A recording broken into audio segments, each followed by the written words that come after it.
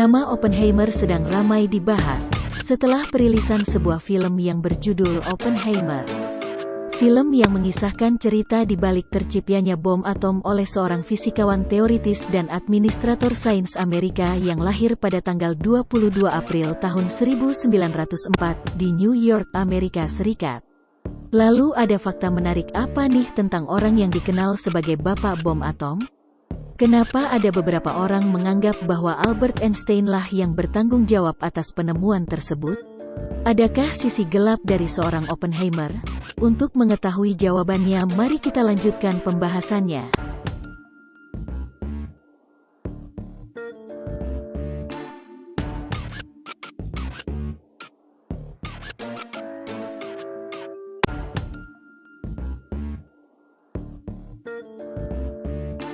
Ternyata Oppenheimer merupakan lulusan salah satu universitas terbaik di dunia saat ini.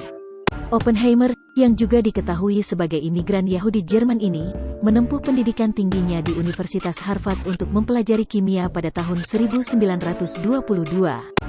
Lulus dari Harvard, dia melanjutkan perjalanannya ke Cambridge di Inggris dan bekerja di laboratorium Cavendish-nya Nobel J. Thomson. Dia juga diketahui melakukan penelitiannya tentang atom di lab tersebut.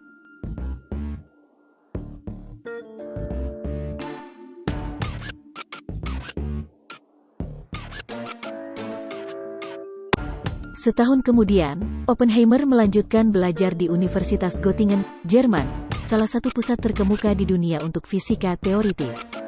Selama berada di Jerman, dia menerbitkan banyak makalah yang berkontribusi pada teori kuantum yang baru dikembangkan.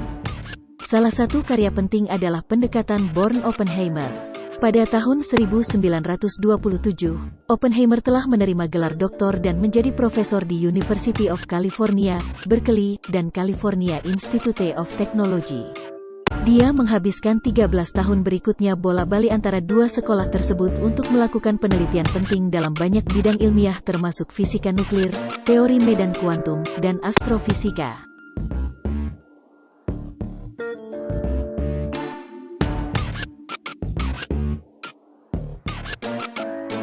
Banyak orang yang mengaitkan syair terkenal dari Bhagavad Gita yang berjudul Aku Menjadi Kematian, Perusak Dunia, dengan Oppenheimer atas gejolak emosi batinnya.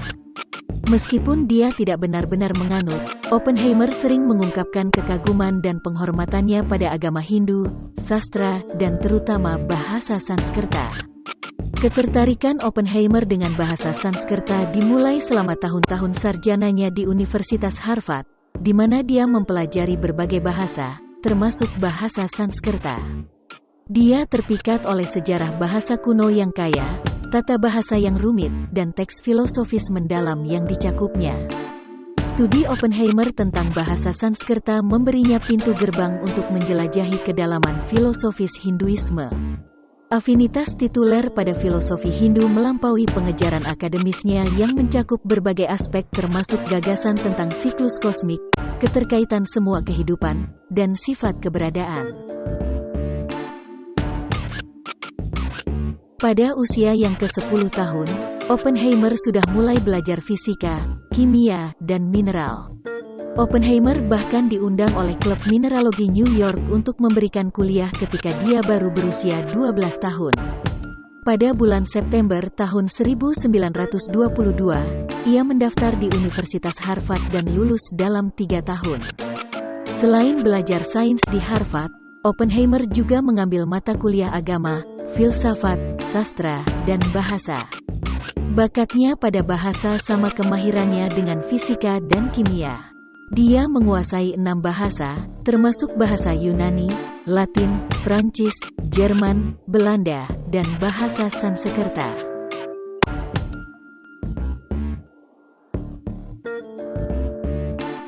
Menurut artikel berjudul On Albert Einstein, Oppenheimer dan Einstein saling kenal selama 2 atau 3 dekade. Dua fisikawan teoretis paling terkenal dalam sejarah ini kemudian menjadi teman dekat selama 10 tahun terakhir menjelang kematian Einstein. Oppenheimer dan Einstein pertama kali bertemu dalam perjalanan keliling dunia Einstein pada tahun 1932, ketika Einstein datang mengunjungi Caltech. Hal ini disebut menjadi momen perkenalan mereka, meskipun banyak detail hubungan mereka masih belum diketahui. Meskipun keduanya menggambarkan satu sama lain sebagai teman dan kolega, Oppenheimer dan Einstein memiliki perbedaan pendapat. Einstein tidak setuju dengan posisi Oppenheimer pada mekanika kuantum. Keduanya disebut berdebat panjang tentang topik itu sepanjang hidup mereka. Saat memberikan pidato tahun 1965 di kantor pusat UNESCO, Oppenheimer dengan penuh kasih menggambarkan Einstein sebagai kekanak-kanakan dan sangat keras kepala.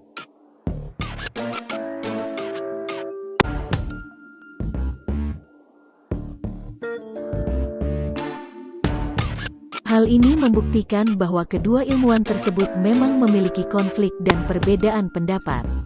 Meskipun keduanya dipisahkan jarak ribuan mil, itu tidak menghentikan Oppenheimer dan Einstein untuk berkolaborasi sepanjang hidup mereka. Hingga keduanya dikenal sebagai individu yang paling dihormati di bidang fisika teoretis.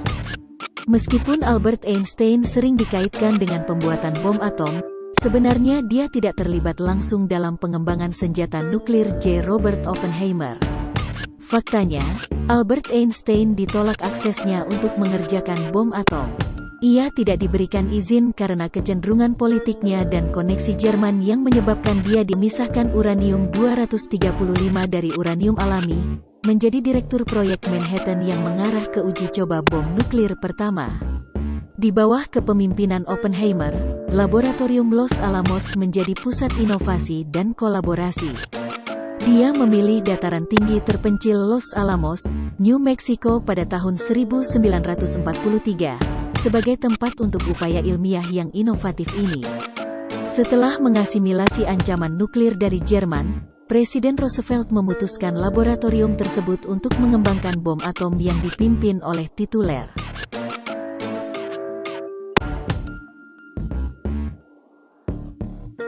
Seumur hidupnya, Oppenheimer berhasil mendapatkan nominasi Nobel Prize pada tahun 1945, 1951 dan 1967.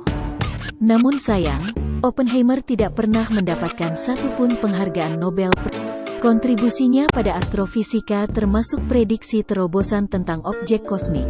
Prediksinya yang paling menonjol adalah pada tahun 1939 ketika dia ikut menulis makalah berjudul On Continued Gravitational Contraction yang meramalkan keberadaan lubang hitam. Awalnya diabaikan, makalah ini kemudian langit yang penuh teka-teki ini. Makalah penerbitan Oppenheimer menyelidiki ranah fenomena kosmik yang belum ditemukan. Salah satu studi pensiun. Tapi juga musisi seperti grup Nasidaria. Tanpa Oppenheimer, lagu Perdamaian dan bom nuklir yang hits mungkin tidak akan pernah ada.